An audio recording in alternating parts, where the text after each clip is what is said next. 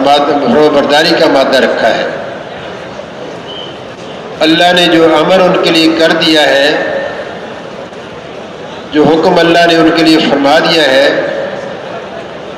اللہ کے حکم کو پورا کرنے میں لگے ہوئے ہیں۔ ہاں، اللہ رب العزت کسی فرشتے کے لیے اپنا امر بدلتے ہیں، وہ بدلے ہوئے حکم کے مطابق فرشتہ اپنا عمل کرے گا۔ فرشتے اللہ کی ایسی مخلوق ہے، ان کے اندر نافرمانی کا مادہ نہیں ہے۔ اللہ نے جو امر کر دیا اس کو پورا کر رہے ہیں۔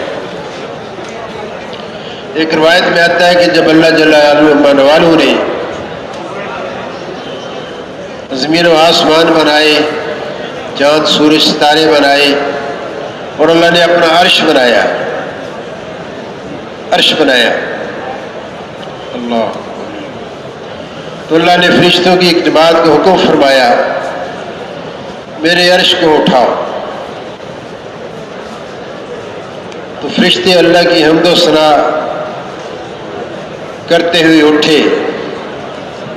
کلمات کچھ اس طرح تھے: بسم اللہ، ربی اللہ، حسبی اللہ، توکلت علی اللہ، اعتصمت باللہ، فوض امری الی اللہ، ما شاء اللہ، لا قوت الا باللہ۔ یہ پڑھتے ہوئے اٹھے اور عرش الہی کو تھام لیا۔ اللہ کو ان فرشتوں کی ضرورت نہیں تھی، اللہ تو ہر چیز پر قادر ہے۔ اپنے عرش کو اپنے امر سے معلق فرما دیتے ہیں۔ اللہ نے فرشتوں کو فرمایا، اور یہ کلمات پڑھتے پڑھتے فرشتے اٹھے اور عرش الہی کو تھام لیا۔ روایت میں آتا ہے کہ قیامت تک یہی کلمہ پڑھتے رہے: بسم اللہ، ربی اللہ، حسبی اللہ، توکلت علی اللہ، اعتصمت باللہ، وفوض امری الی اللہ، ما شاء اللہ، لا قوت۔ یہ کلمات اللہ کو بہت محبوب ہیں، بہت پسند ہے۔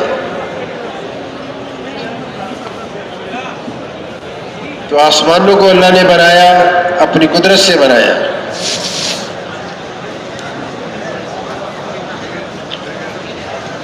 پہلا آسمان دودھیا رنگ کا ہے، بہت موٹائی ہے اس کی، جتنا زمین سے آسمان تک کا فاصلہ ہے اتنی پہلے آسمان کی موٹائی ہے۔ علماء سے سنا ہے کہ 500 سال کی مسافت کا فاصلہ ہے زمین سے لے کر آسمان تک، اتنی ہی موٹائی پہلے آسمان کی۔ اور دوسرا آسمان اللہ پاک نے لوہے کا بنایا،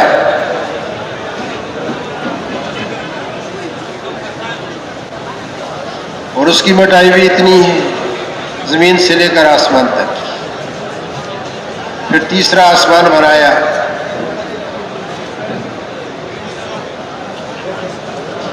اور پھر چوتھا آسمان بنایا۔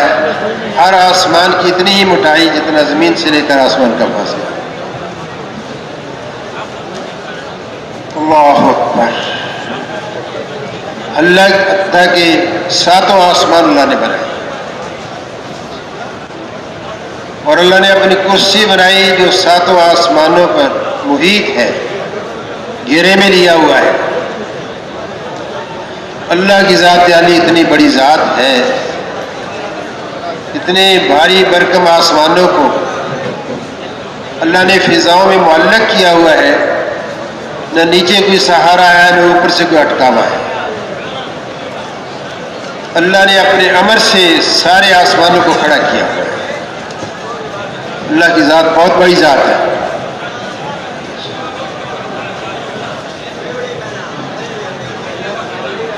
فرشتوں کے علاوہ اللہ پاک نے اور مخلوقات بنائی، پانی سے پیدا ہونے والی بھی مخلوق بنائی، ہوا سے پیدا ہونے والی بھی اللہ نے مخلوق بنائی۔ ان دونوں مخلوقات کا دنیا کے اندر وجود نہیں۔ پھر اللہ پاک نے آگ سے مخلوق بنائی، جن کو جنات کہتے ہیں، جنات کو بناتے ہیں، یہ اللہ نے مخلوق بنائی، اور ساری روئیں زمین پر، ساری کائنات میں جنات ہی جنات تھے۔ پھر اللہ پاک نے چوتھی مخلوق بنائی، اگلی مخلوق انسان کو اللہ نے بنایا۔ انسان کو اللہ نے مٹی سے بنایا۔ ہمارے بزرگ تھے ملتان کے بہت بڑے اپنے زمانے کے، وہ فرماتے تھے کہ جب اللہ پاک نے انسان کو بنانا چاہا تو قرآن پاک کے اندر بھی آتا ہے، میں ایک مخلوق بنانا چاہتا ہوں۔ اللہ نے فرمایا، فرشتوں نے کہا کہ ہم آپ کی بندگی اور عبادت کے لیے کافی ہیں، انسان جو مٹی سے بنے گا، جیسے جنات نے آپ کی نافرمانی کی اور مخلوقات نے آپ کی نافرمانی کی، ایسے انسان بھی سرکشی کرے گا، ہم کافی ہیں آپ کی بندگی اور عبادت کے لیے۔ حق تعالیٰ شانہ نے ارشاد فرمایا کہ تم نہیں جانتے، میں جانتا ہوں، کہ اللہ پاک ہی جانتے ہیں۔ تو اللہ نے ایک فرشتے کو حکم فرمایا کہ جاؤ مٹی اٹھا کر لاؤ۔ مٹی اٹھانے کے لیے جب فرشتہ آیا، جہاں سے اٹھانے لگتا تو مٹی انکار کرتی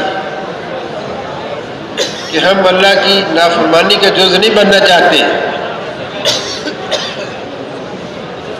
رشتہ واپس چلا گیا، دوسرا آیا، اس کے ساتھ بھی یہ ہوا، اور آیا اسی کے ساتھ۔ آخری جو فرشتہ آیا اس نے میں تو اللہ کے حکم کی پرواہ کروں گا، مخلوق کی پرواہ نہیں کروں گا۔ مٹی اٹھائی اور لے گیا۔ اسی فرشتے کو اللہ نے اسرائیل علیہ السلام بنایا۔ تو آدم علیہ السلام کو اللہ پاک نے مٹی سے بنایا۔ دوستو اور بھائیو، آدم علیہ السلام سے نسل انسانی چلی ہے۔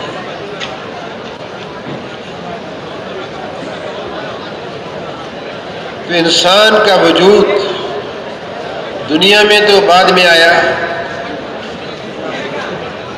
لیکن اللہ رب العزت نے عالم ارواح کے اندر سارے انسانوں کی روحوں کو جمع کیا۔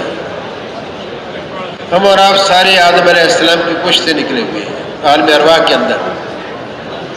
وہاں ہم سب سے اللہ پاک نے پوچھا، بتاؤ کیا میں تمہارا رب نہیں ہوں؟ ہم سب نے عالم ارواح کے اندر اللہ کی ربوبیت کا اقرار کیا اور عرض کیا کہ قالوا بلا، بے شک اے اللہ تو ہی ہمارا رب ہے۔ تو میرے دوستوں اور بھائیوں، اللہ ہمارے خالق ہیں، ہمارے پیدا کرنے والے ہیں، ساری مخلوقات کے پیدا کرنے والے اللہ ہیں، انسانوں کو، جنات کو، فرشتوں کو، جانداروں کو، بے جان مخلوقات کو، پہاڑوں کو، پتھروں کو، ہواؤں کو، پانی کو، ہر مخلوق کے پیدا کرنے والے اللہ ہے۔ اللہ کے علاوہ کوئی ان کا پیدا کرنے والا نہیں۔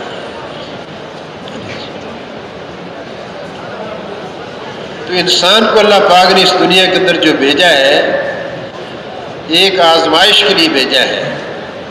وہ جو اس نے عالم ارواح کے اندر کہا تھا، بے شک تو ہی ہمارا پالنے والا ہے، رب ہے، ہم سب کی ایک آزمائش ہے دنیا کے اندر۔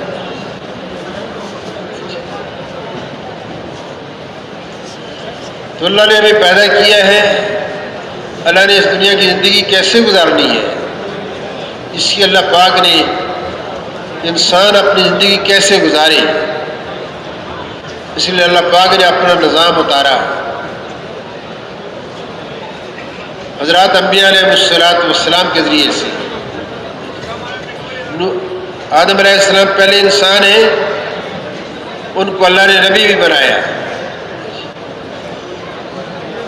آدم علیہ السلام کے پاس جبرائیل علیہ السلام اللہ کی طرف سے دین لے کر آئے. دنیا میں زندگی کیسے گزاریں گے تو کامیاب ہوگی، اگر وہ زندگی سے ہٹیں گے تو کیا نقصان ہوگا. تو آدم علیہ السلام کو اللہ پاک نے زندگی گزارنے کا طریقہ عطا فرمایا جس کو دین کہتے ہیں. تو دوستوں اور بھائیوں، آدم علیہ السلام سے نسل انسانی چلی. اماں حوا کو آدم علیہ السلام کے پہلو سے اللہ نے پیدا فرمایا. اماں حوا آدم علیہ السلام کی ملاپ سے اللہ نے ساری انسانی نسل چلائی، انسانیت کو چلایا. تو آدم علیہ السلام سے لے کر جناب رسول اللہ صلی اللہ علیہ وسلم تک لوگ دنیا میں آ رہے اور جا رہے، آتے رہے اور جاتے رہے. انبیاء علیہ السلام بھی اپنی قوموں اور امتوں کے اندر آتے رہے اور اللہ کا دیا ہوا دین اس پر لوگوں کو عمل کرنے کے لیے تیار کرتے رہے. دین زندگی گزارنے کے طریقے کا نام ہے. دین آسمانی روحانی زندگی گزارنے کا نام ہے. جس قوم اور جس نبی کی امت کے لیے اللہ نے جو زندگی گزارنے کا طریقہ برآمد فرمایا، اس نبی کی قوم اور امت اگر اس طریقے پر اپنی زندگی گزار کر گئی تو اللہ نے ان کو کامیاب کیا. جو نبی کے طریقے سے ہٹ کر زندگی گزار کر گئے، اللہ نے ان کو دنیا کے اندر بھی ذلیل و خوار کیا، نیست و نابود کیا.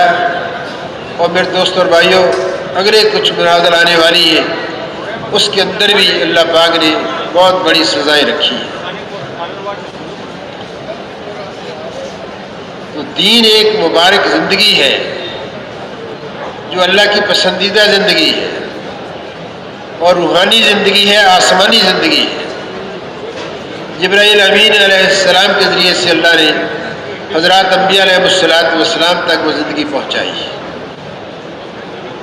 جناب رسول اللہ صلی اللہ علیہ وسلم کی تشریف آوری سے پہلے بے شمار انبیاء علیہ السلام آئے. مضبوط روایت ہے کہ 1.25 لاکھ کے قریب انبیاء علیہ السلام تشریف لائے.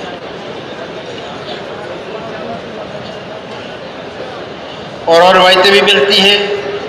مفتی زین العابدین صاحب رحمۃ اللہ علیہ فرماتے تھے ایک روایت 2 لاکھ انبیاء علیہ السلام کی ملتی ہے. اللہ پاک بھی اپنے قرآن پاک کے اندر فرماتے ہیں کوئی قوم ایسی نہیں جس کی طرف میں نے ہدایت دینے والے نہیں بھیجے، کوئی قوم ایسی نہیں جس کی طرف میں نے رسول اور نبی نہیں بھیجے. تو ہر امت کے لیے، ہر آنے والے انسانوں کے لیے اللہ نے رہنمائی کرنے والے حضرات انبیاء علیہ السلام کو مبعوث فرمایا. نبی کہتے ہیں غائب کی خبر کو دینے والے کو. جو اللہ پاک خبریں جبرائیل علیہ السلام کو دیتے تھے کسی نبی کی امت کے لیے، وہ جبرائیل علیہ السلام نبی تک پہنچاتے تھے علیہ السلام، اور نبی اپنی امت تک پہنچاتے تھے. اور 7 انبیاء علیہ السلام یہ کہتے تھے اگر اس زندگی کو گزارو گے تو اللہ پاک تمہیں کامیابیوں سے نوازیں گے، تمہیں سکون ملے گا، تمہیں اطمینان ملے گا، مال میں برکت ہوگی، اولاد میں برکت ہوگی، وقت میں برکت ہوگی، اخوت پیدا ہوگی، بھائی چارہ پیدا ہوگا، محبتیں پیدا ہوگی، انتشار ختم ہوگا، فساد ختم ہوگا.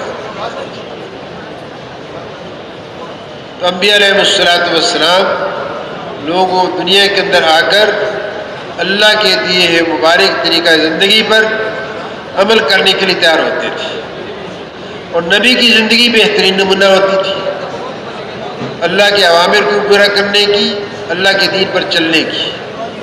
بہترین زندگی انبیاء علیہ السلام کی نمونہ ہوتی تھی ان کی امتوں اور قوموں کے لیے. تو دوستوں اور بھائیوں، ہم اس دنیا کے اندر آئے ہیں، جو پہلے دنیا کے اندر لوگ آئے آج وہ چلے گئے، اور ہمارا دنیا کا قیام ہی اصل نہیں ہے، یہ ہمارا ایک زندگی کا سفر ہے۔ جیسے اللہ کی ذات حی و قیوم ہے، ایسے انسان کو بھی اللہ پاک نے باقی رکھنے کے لیے پیدا کیا ہے۔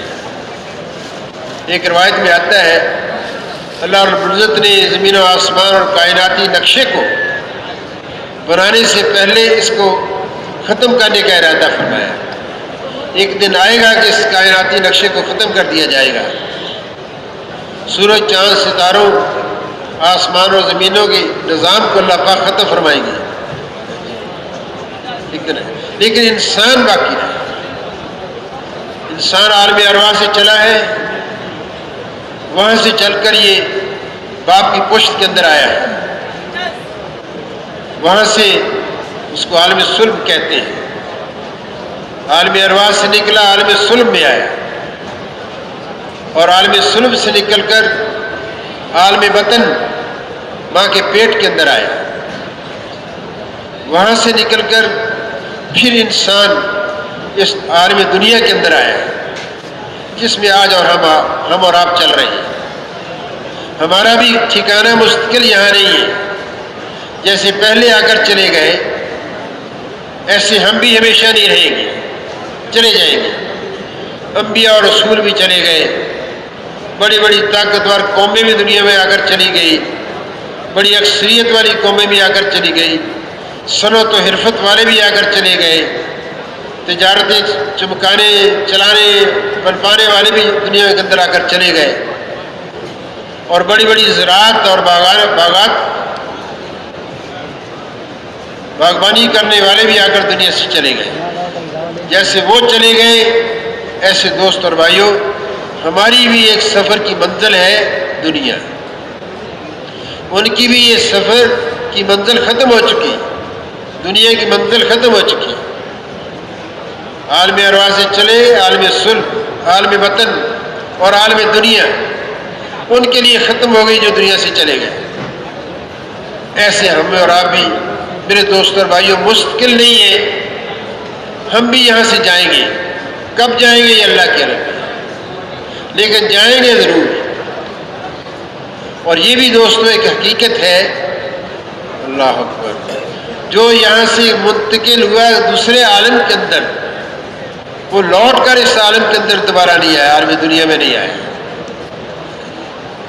تو اگلی ہماری جو سفر کی منزل ہے وہ عالم برزخ ہے، قبر کی منزل ہے۔ اس کا زمانہ کتنا لمبا ہے اس کا بھی ہم اندازہ نہیں کر سکتے۔ جو قیامت کے قریب جب ساری کائنات کے نظام کو اللہ توڑیں گے، اس کے قریب جو دنیا کے اندر آئیں گے ان کا قبر کا زمانہ بہت چھوٹا ہوگا، بہت مختصر ہوگا۔ جو آدم علیہ السلام کے زمانے میں آئے دنیا سے چلے گئے ان کا سب سے زیادہ لمبا زمانہ ہوگا قبر کا۔ تو میرے دوست اور بھائیوں، قیامت ایک اللہ کا نظام ہے۔ جب اللہ پاک اس کائنات کے نظام کو توڑے گی، قیامت آئے گی، سارا نظام ٹوٹے گا، اس دن سارے نظام کو توڑے گے اور پھر اللہ رب العزت دنیا کی زندگی کا انسانوں سے حساب لیں گے۔ قیامت کب آئے گی یہ اللہ کے علم ہے۔ سورہ لقمان کی آخری آیتوں میں اللہ فرماتے ہیں کہ چند چیزوں کی خبر میں نے کسی کو نہیں دی، وہ ہے ان میں سے ایک ہی ہے کہ قیامت کب آئے گی یہ کسی کے علم میں نہیں ہے، لیکن آئے گی ضرور، آئے گی ضرور۔ تو بھائی قبر کا زمانہ کتنا لمبا ہوگا، یہ ہماری منزل ہے اس دنیا کے سے جانے کے بعد کی، اس عالم سے عالم برزخ میں منتقل ہونے کے بعد۔ اور پھر میرے دوستو حساب کتاب کا دن ہوگا، اللہ اکبر، 50,000 سال کا ایک دن ہوگا۔ اللہ رب العزت حساب لیں گے اس دنیا کی زندگی کا اللہ حساب لیں گے۔ کس بات کا حساب لیں گے؟ جس دور کے اندر جس نبی کو اللہ نے جو دین زندگی گزارنے کا طریقہ مرحمت فرمایا، اس نبی کی امت، اس نبی کی قوم کے لوگ اس دین پر زندگی گزار کر آئے دنیا سے یا نہیں، اس دین کے بارے میں سوال کیا جائے گا، اس کا حساب لیا جائے گا۔ اور حساب کتاب کا جب وقت ختم ہوگا تو پھر دوستوں اور بھائیوں پل صراط پر سے گزرنا ہوگا۔ یہ انسان کی زندگی کے سفر کی اگلی منزل ہے، کوئی 1500 سال کی مسافت ہے۔ علماء سے ہم اور آپ سنتے رہتے ہیں کہ بہت باریک ہے اور بہت تیز ہے اور جہنم کے اوپر بچھا ہوا پل ہے، جہنم کے اوپر بچھا ہوا پل ہے۔ 1500 سال کی اس کی مسافت ہے، اور پھر اس کے بعد ایک ایسی زندگی اللہ پاک شروع فرمائیں گے کہ جس زندگی کی ابتدا ہے انتہا نہیں ہے، وہ زندگی کبھی ختم نہیں ہوگی، جو صفت اللہ کی حی و قیوم ہے، یہی صفت اللہ پاک نے انسانوں کے لیے رکھی ہے۔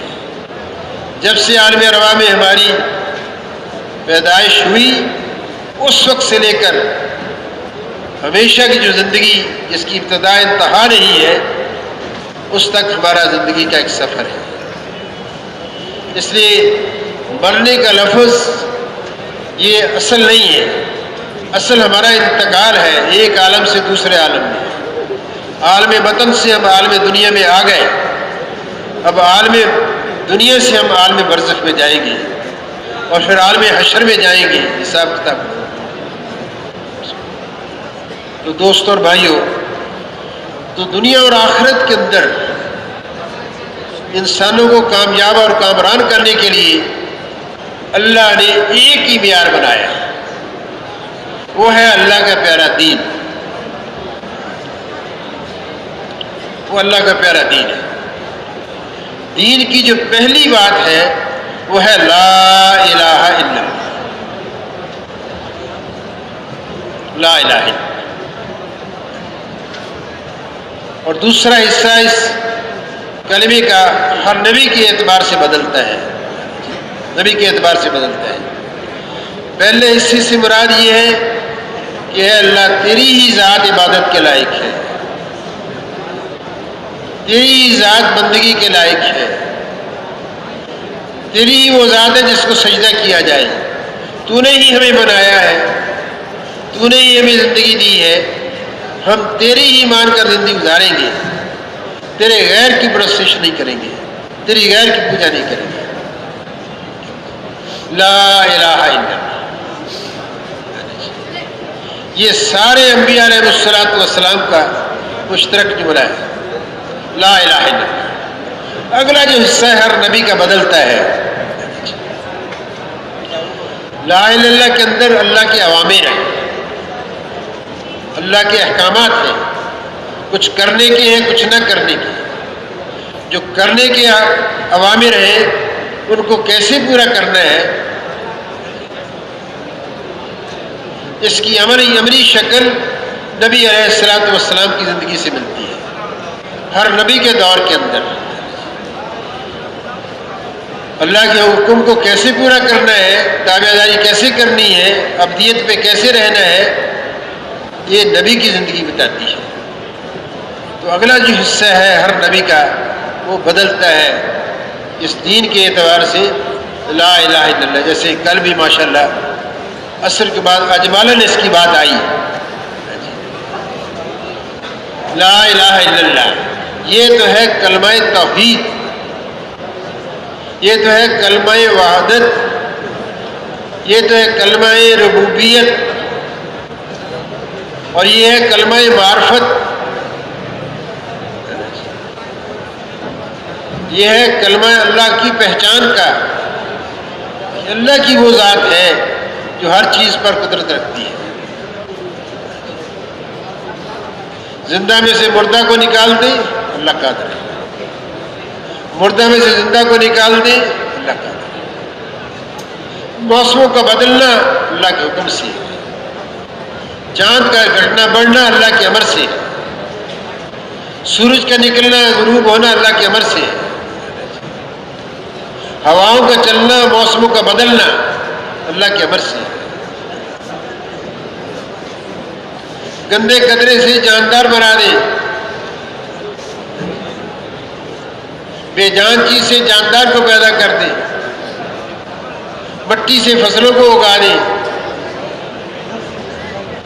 مٹی سے جنسوں کو پیدا کر دے، اللہ پاک ساری مخلوق کے اندر اللہ کا حکم چلتا ہے۔ اللہ اس پہلا جو کلمہ ہے لا الہ الا اللہ ہر نبی کا مشترک ہے، اور یہی ایمان کا کلمہ ہے، یہی ایمان کا کلمہ ہے۔ اگلا حصہ نبی کی رسالت ہے کہ اللہ کے امر کو کیسے پورا کرنا ہے۔ جیسے مثال کے طور پر عرض کرتا ہوں، ہمارے اوپر بھی ماشاءاللہ اللہ نے رمضان مبارک کو فرض فرمایا ہے، ہر مسلمان ایک مہینے کے رمضان کے روزے رکھے گا، سحری سے لے کر سحری ختم ہونے سے لے کر آفتاب کے غروب ہونے تک، دن کو نہ کھائے گا نہ پیے گا، روزہ رکھے گا۔ سال میں ایک مہینے کے روزے فرض فرمائے، اور ایک نبی علیہ السلام ایسے آئے جن کی امت کے اندر اللہ پاک خود بھی فرماتے ہیں تمہارے اوپر روزے فرض فرمائے جیسے میں نے پہلی امتوں پر فرض فرمائے تھے۔ اس نبی کی امت کے اندر روزوں کی کیا شکل تھی؟ ایک دن روزہ ایک دن افطار، ایمان والوں کے لیے، کلمے کا اقرار کر لا الہ الا اللہ کا اقرار کرنے والوں کے لیے ایک دن روزہ ایک دن افطار، ایمان قبول کرنے کے بعد ہر امتی ایک دن روزہ ایک دن افطار۔ ہمارے اور آپ کے لیے کیا ہے کہ بھئی سال میں ایک مہینے کے روزے فرض، باقی سارے نفل ہیں۔ ایسے ہی اللہ رب العزت نے احکامات عطا فرمائے۔ تو دوستو دنیا کے اندر جو بھی انسان آیا، جس نبی کی امت کے اندر بھی آیا، جس نے لا الہ الا اللہ کا اقرار کیا اور نبی کی رسالت کا اقرار کیا، ایک نہ ایک دن جنت میں ضرور جائے گا۔ لا الہ الا اللہ اس لیے فرمایا جاتا ہے کہ لا الہ الا اللہ یہ جنت کی کنجی ہے، اس کے بغیر انسان جنت میں نہیں جائے گا۔ تو لا الہ الا اللہ اس کے بغیر دخول جنت نہیں ہے۔ جنت وہ جگہ ہے جہاں اللہ نے اپنے فرما بردار بندوں کے لیے ایسی نعمتیں پیدا کر رکھی ہیں جن کو آج دنیا کے اندر اس کا تصور نہیں کیا جا سکتا۔ مثال کے طور پر اللہ اپنی ساری صفات سے متصف کریں گے جنتی کو، جیسے اللہ جو چاہتے ہیں وجود میں آ جاتا ہے۔ اللہ جس چیز کا ارادہ کرتے ہیں کن فیکون ہو جاتا ہے۔ ایسی انسان جب جنت کے اندر جائے گا تو اللہ پاک اس کو اپنی وہ صفت عطا فرمائیں گے جو اس سے جی میں آئے گا، اللہ اس کو پورا کرے گا۔ ایک پرندہ اڑا جا رہا ہے، جنتی کی خواہش ہوگی، جی چاہے گا کہ میں اس کا بنا ہوا گوشت کھاؤں، اور پرندہ گوشت میں کنورٹ ہوگا، اس کا گوشت بنا ہوا اس کے سامنے پیش ہو جائے گا۔ جیسے اللہ کا ارادے کا نام موجود، ایسے جنت کے اندر جو جنتی ہوں گے اللہ اپنی صفت سے متصف کریں گے۔ اللہ انسان چاہے گا فلاں پھل کو میں کھاؤں، ادھر ارادہ کیا فوراً پھل اس کے منہ قریب آ جائے گا۔ تو دوست اور بھائیوں، لا الہ الا اللہ کا اقرار کرنے والا ہی جنت میں جائے گا۔ اس کے علاوہ جس نے دنیا کے اندر کسی نبی کی امت کے اندر آ کر لا الہ الا اللہ کا اقرار نہیں کیا وہ جنت میں نہیں جا سکتا۔ اس لیے قیامت کے دن حساب کتاب جو ہوگا وہ ایمان والوں کا ہوگا، ایمان والوں کا ہوگا، جنہوں نے دنیا کے اندر کسی نبی کی امت کے اندر آ کر لا الہ الا اللہ کا اقرار نہیں کیا ہوگا، ان کا کوئی حساب نہیں ہوگا، ان کو سیدھے اللہ رب العزت، اللہ اکبر، ان کو دھکیل کر میرے دوست اور بھائیوں فرشتے ان کو جہنم میں ڈال دیں گے، جو اللہ نے اپنے نافرمانوں کے لیے سزا کی جگہ بنائی ہے۔ جہنم اللہ کا عذاب خانہ ہے، جہاں اپنے اللہ پاک نافرمان بندوں کو، اللہ ہم سب کی حفاظت فرمائے، اپنے نافرمان بندوں کو سزا دیں گے، اور جنت اللہ کا نعمت خانہ ہے، جو اللہ پاک اپنے فرما برداروں کو، دین پر زندگی گزار کر جانے والوں کو اللہ اپنی نعمتیں عطا فرمائے گی۔ تو میرے دوست اور بھائیوں، ہم اور آپ ایک سفر میں چل رہے ہیں۔ پہلی 3 منزلیں ہماری گزر گئی، عالم ارواح، عالم صلب، عالم بطن۔ اس وقت ہم اور آپ عالم دنیا میں چل رہے ہیں۔ اگر عالم ہمارے سامنے عالم برزخ ہے، قبر کا عالم ہے، جیسے ابھی ہم نے ایک بھائی کا جنازہ پڑھا ہے نا جی، دنیا سے منقطع ہو گیا، دنیا سے بالکل نظام اس کا غائب ہو گیا، اب ایک نیا نظام ہے۔ تو میرے دوست، دنیا کی زندگی اللہ نے مختصر بنائی ہے۔ نبی علیہ السلام کی ارشاد کا مفہوم ہے کہ میری امت کی اوسط عمر 60-70 برس ہے۔ میرے بھائیوں، میں اس بات کا اس لیے تذکرہ کر رہا ہوں کہ ہم کہیں بھول میں چل رہے ہیں۔ ہم نے موت سے پہلے، قبر میں جانے سے پہلے کی زندگی کو اصل سمجھا ہوا ہے، حالانکہ ہمارے سامنے اگلی منازل آنے والی ہے، اور ہمارا مشاہدہ بڑا پکا ہے کہ جو آ رہا ہے دنیا سے جا رہا ہے، اور جو جا رہا ہے واپس نہیں آتا۔ ایسے جیسے پہلے چلے گئے، ہم بھی جائیں گے، واپس نہیں آئیں گے۔ تو میں نے یہ شروع میں عرض کیا تھا، ہم دنیا میں کیوں آئے ہیں، دنیا سے کیا لے کر جانا ہے۔ تو میرے دوست اور بھائیوں، اگر تو ہم اور آپ دین پر عمل کر کے جائیں گے، پھر تو دوست اور بھائیوں، مرنے کی اگلی منزلیں ہماری اللہ پاک کامیابی والی کریں گے۔ اللہ اپنے کرم سے، اپنے فضل سے ہمارے ساتھ عافیت والا معاملہ کریں گے۔ اگر دین پر نہیں چل کر جائیں گے تو میرے دوست اور بھائیوں، پھر تو دنیا بھی مصیبت، مرنے کے بعد بھی مصیبت۔ تو اللہ جل جلالہ من والو نے ہمارے اوپر احسان فرمایا، ہمیں اللہ پاک نے اپنی زندگی کا طریقہ اسلام کی شکل میں، دین کی شکل میں عطا فرمایا۔ پہلے انبیاء علیہ السلام کی قوموں کے ساتھ کیا ہوا؟ جو دین پر چلے کامیاب ہوئے، جو دین پر نہیں چلے ناکام ہوئے۔ جو دین پر چلے وہ کامیاب ہوئے، وہ بچ گئے، اور جو دین پر نہیں چلے ہلاک ہوئے، برباد ہوئے۔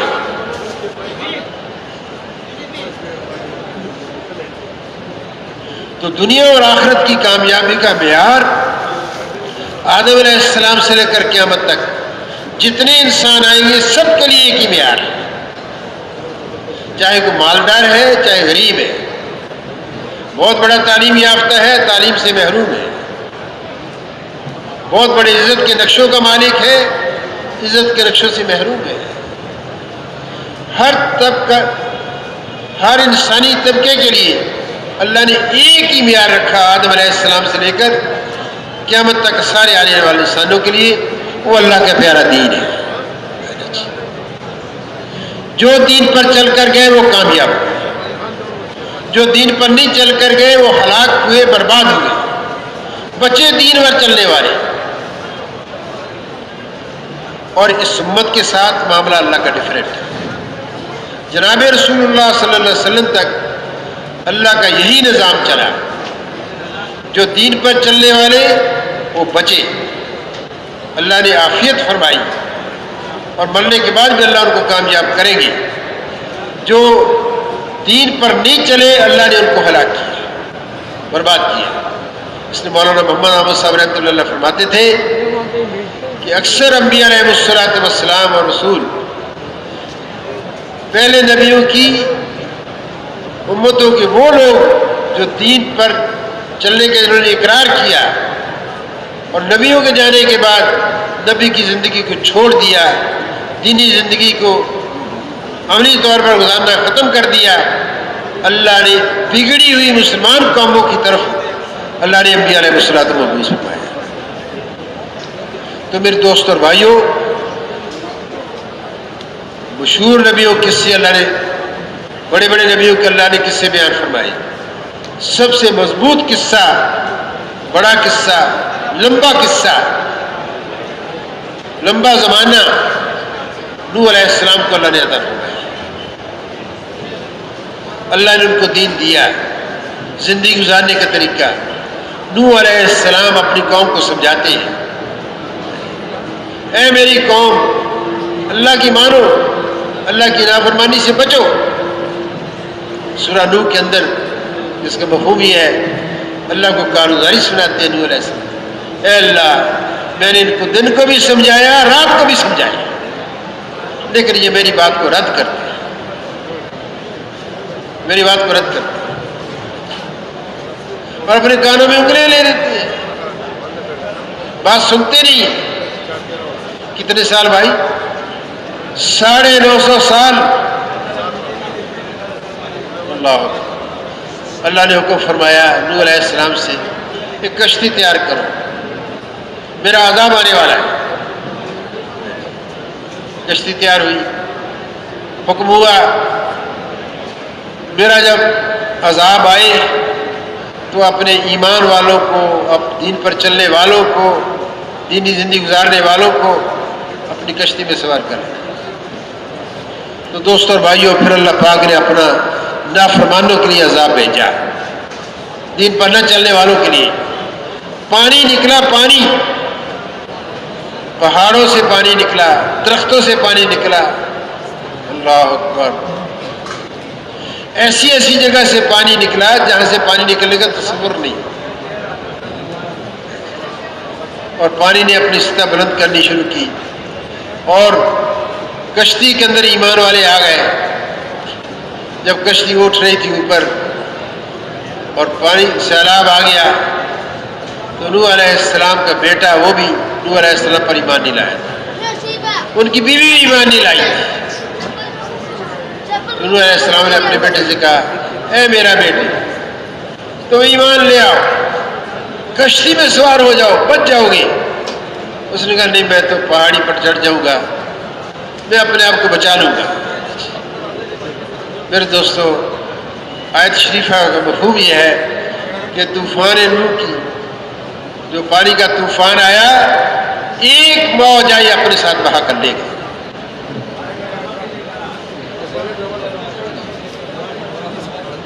عرض کرتے ہیں اللہ ذرا تو وعدہ ہے نبی کی اولاد کو ضائع نہیں کرے گا. اللہ نے فرمایا کہ نہیں, جنسی طور پر نوح علیہ السلام کا بیٹا تھا, لیکن اللہ فرماتے جس کا مفہوم یہ ہے اس لیے تیرے میں سے نہیں ہے کہ اس کا عمل صحیح نہیں, اس کا عمل دین کے مطابق. 950 سال محنت کی, امت کو تیار کیا دین پر چلنے کے لیے. کتنے لوگ ایمان لائے؟ 80 یا کچھ زیادہ. دوستوں اور بھائیوں, ہر نبی کی قوم کے ساتھ اللہ نے یہ معاملہ کیا. جو دین پر چلنے والے ہوتے تھے وہ بچتے تھے, کسی کو ہوا کے ذریعے سے اللہ نے ہلاک کر دیا. قوم عاد جو بہت طاقتور تھی, ان کے اندر ہود علیہ السلام تشریف لائے, انہوں نے سمجھایا, کئی سال سمجھاتے رہے, لیکن دوستوں پھر اللہ پاک نے ان کے خلاف کوئی فوج کشی نہیں کی, اسلحہ اختیار نہیں کیا, استعمال نہیں کیا. اللہ نے اپنی مخلوق ہوا کو حکم فرمایا, ہوا نکلی ہے, 7 راتیں اور 8 دن چلی, تیز چلی. علماء فرماتے ہیں جو ایمان والے ہوتے تھے ان کو ہوا کچھ بھی نہیں کہتی تھی, اور جو دین کا انکار کرنے والے تھے, ہود علیہ السلام کی بات کا انکار کرنے والے ہوتے تھے, ان کو ہوا پٹک پٹ کر پھیلی تھی. آپس میں ٹکرائے، پہاڑوں کے ساتھ، درختوں کے ساتھ، سب کو ہلاک کر دیا۔ تو نبی علیہ السلام بھائی کسی کو تو لوط علیہ السلام کی قوم کے اوپر ایک ہی قسم کا عذاب آیا، نافرمانوں پر پتھروں کی بارش ہوئی، زلزلہ بھی آیا، فرشتے نے چیخ بھی ماری، اور پھر وہ نافرمان ساری بستیوں کو اٹھایا فرشتے نے اپنے ایک پار کے کنارے پر آسمان کی طرف لے گیا اور پھینکا نیچے، گہرا سمندر بن گیا۔ آج وہ سمندر اسرائیل اور لبنان اس کے اردن کے درمیان واقع ہے۔ اللہ پاک ایسے قرآن پاک کے اندر واقعات بیان فرما کے ایک ارشاد فرماتے ہیں، اے عقل والو، اے سمجھدار لوگو، سبق سیکھ، فَاعْتَبِرُوا يَا أُولَى الْأَلْبَابِ فَاعْتَبِرُوا يَا أُولَى الْأَبْصَارِ۔ یہ قرآن پاک کے اندر جو اللہ نے قصے انبیاء علیہ السلام کے بیان فرمائے ہیں، یہ ہماری عبرت کے لیے ہے۔ تو دوستو بھائیو، اللہ پاک کا ایک نظام ہے، اللہ نے نبیوں کا سلسلہ حضور صلی اللہ علیہ وسلم تک چلایا۔ نبیوں کے ذمے خود دین پر عمل کرنا، اپنی امتوں کو، قوموں کو دین پر چلنے کے لیے تیار کرنا ہوتا ہے، لیکن امتوں کے ذمے صرف دین پر عمل کرنا ہوتا ہے۔ امتیوں کی ذمہ داری نہیں ہوتی تھی کہ لوگوں کو دین پر چلنے کے لیے تیار کریں، لیکن بھائی الخلق عیال اللہ، ساری مخلوق اللہ کا کنبہ ہے۔ جو اللہ کی مخلوق کے ساتھ ہمدردی کرتا ہے، محبت کرتا ہے، خیر خواہی کرتا ہے، اللہ کو وہ چیز بہت پسند ہے۔ پہلے نبیوں کی امتوں کے ذمہ صرف عمل کرنا ہوتا تھا۔ اگر پہلے نبیوں کی امت میں سے کسی امتی نے انسانوں کے ساتھ خیر خواہی کی، یا کسی اور مخلوق نے اپنی مخلوق کے ساتھ خیر خواہی کی، اللہ کو اپنی مخلوق کے ساتھ خیر خواہی، ان کی منفعت کا سوچنا، ان کے نفع کا سوچنا، ان کے فائدے کا سوچنا اتنا محبوب ہے، تو دوستو اور بھائیو، اللہ نے اپنی پاک کلام، پاک قرآن، اپنے پاک کلام قرآن پاک کے اندر اس کا تذکرہ کیا۔ سورہ یاسین، اللہ ہم سب کو توفیق عطا فرمائے، ہمارے ساتھی اکثر پڑھتے ہیں، اس میں حبیب نجار کا واقعہ آتا ہے۔ ایک بستی کے اندر، انطاکیہ بستی ہے، شام سے پہلے جو ترکی کا بارڈر ہے، ترکی کے حصے کے اندر انطاکیہ ایک شہر ہے، اس میں ایک نبی آئے، پھر دوسرا آیا، پھر تیسرا آیا، بستی والے ان کا تمسخر اڑاتے تھے۔ ایک بستی کے کنارے سے شخص آیا، اس نے کہا ان کا تمسخر نہ اڑاؤ، ان کی بات سنو، یہ تمہاری بھلائی کی بات کرتے ہیں۔ تو اس بستی والوں نے ان کو شہید کر دیا کہ نبی کیوں مدد کرتا ہے، یہ مخلوق کے ساتھ خیر خواہی کیوں کرتا ہے؟ تو دوستو اور بھائیو، اللہ نے اس کے اس فعل کو اللہ نے اپنے قرآن کا حصہ بنا دیا۔ وہ کہتے ہیں مرنے کے بعد، اللہ پاک جو فرماتے ہیں، جس کا مفہوم ہے، کاش میری قوم کو پتہ چل جاتا کہ اللہ نے میرا کتنا اکرام کیا۔ تو اللہ نے اس کا ذکر کیا۔ سورہ مومن کے اندر بھی ایک ایمان والے نے نبی کی مدد کی، اس کے ساتھ بھی ایسا سلوک کیا ان کی قوم نے، اللہ نے اس کا تذکرہ بھی کیا۔ پھر اللہ کی چھوٹی سی مخلوق چونٹی عرض کرتی ہے اپنی چونٹی بہنوں سے، اے میری چونٹی بہنوں، سلیمان علیہ السلام کا لشکر آ رہا ہے، اپنی بلوں میں گھس جاؤ، ایسا نہ ہو کہ وہ ان کے پاؤں کے، لشکر کے پاؤں کے نیچے آ کر تم روندی جاؤ، اس لیے کہ وہ جانتے نہیں کہ آپ یہاں پر کھڑے ہیں۔ اللہ نے اس کا بھی تذکرہ کیا۔ سلیمان علیہ السلام کے زمانے میں ہدہد اس کے ذمہ ہوتا تھا، جہاں قافلہ جاتا تھا ایک پرواز لگاتا تھا، تو جہاں پانی دستیاب ہوتا تھا کم گہرا، وہاں جا کر چونچ رکھ دیتا تھا، اس کے ذمہ یہ کام تھا۔ لشکر صلی اللہ علیہ وسلم کا جا رہا تھا، سلیمان علیہ السلام نے پوچھا ہدہد کہاں ہے؟ تھا نہیں۔ میں تو اس کو عذاب دوں گا، اس کو ذبح کروں گا۔ جب ہدہد آیا تو ہدہد نے کہا سلیمان علیہ السلام سے، اللہ نے ان کو ایک قدرت عطا فرمائی تھی، پرندوں کی بولی بھی جانتے تھے، ہوائیں بھی ان کی دسترس میں تھی، جنات بھی جانتے تھے۔ تو اس نے کہا اے سلیمان علیہ السلام، میں ایک ایسی جگہ سے آیا ہوں کہ جہاں لوگ اللہ اکبر اللہ کی بندگی کے علاوہ کسی اور کی پرستش کرتے ہیں۔ تو سلیمان علیہ السلام سے اس نے آ کر عرض کیا، اللہ نے اس کا بھی تذکرہ کیا، فکر مند تھا ہدہد یہ کیوں اللہ کی نافرمانی کرتے، کسی اور کی پابندی کیوں کرتے، عبادت کیوں کرتے ہیں۔ تو دوستو بھائیو، نبیوں کے ذمہ ہوتا تھا کہ لوگ دین پر چلنا اور لوگوں کو دین پر چلنے کے لیے تیار کرنا۔ جس زندگی کے اندر اللہ نے کامیابی رکھی ہے اس زندگی گزارنے کے لیے نبیوں کی ذمہ داری ہوتی تھی اپنی قوم اور امتوں کو تیار کرنا۔ لیکن امتیوں کے ذمہ صرف عبادت کرنا ہوتا تھا، لیکن حضور صلی اللہ علیہ وسلم پر اللہ پاک نے فیصلہ فرمایا کہ اب قیامت تک کوئی نیا نبی نہیں آئے گا، قیامت تک کوئی نیا نبی نہیں آئے گا،